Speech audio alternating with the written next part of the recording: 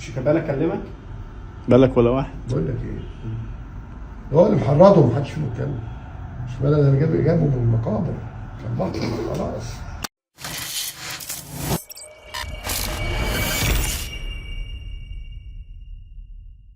انت اول واحد اللي اكتشفت بن شرقي. لا مش انا، امير مرتضى. امير؟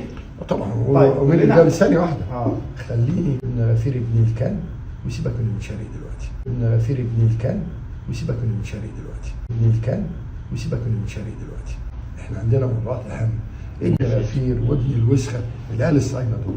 انما ابن شرقي زي وساسي او الواد طارق حامد ومحمود علاء والونش والواد اسمه ده اللي بيلعب في الناحيه الشمال ده. اقول لك سر، العيال دي كلها انا اللي جايبها. غفير وابن الوسخه، غفير وابن الوسخه كلها بلا استثناء، وعواد، كل ده انا جايبه اللي هم بيلعبوا دلوقتي. صحيح. هم الوحيد اللي هم جابوه الولد مكشر على طول، فاكر نفسه هتلر. معرفش اسمه ايه ده اللي بيلعب خط الوسط عامل كده، ولا اللي جاب دونج؟ اللي جاب دونج اللي هو على طول عامل كشر. يا ابني في حد مخلص فيهم بيكلمك عن ثانية ولا واحد؟ لما اختي ماتت في حادثة قدامي بقى الله، ولا عيل فيهم رفع سماعة التليفون وقال لي بيه في حياتك. شفت بقى الوصول؟ هم دول الوصول. شيكابالا كلمك؟ بالك ولا واحد؟ بقول لك ايه؟ هو اللي محرضه ومحدش فيهم يتكلم. شيكابالا ده انا جابه من المقابر، كان بطل خلاص. شيكابالا ده انا جابه من المقابر، كان بطل خلاص.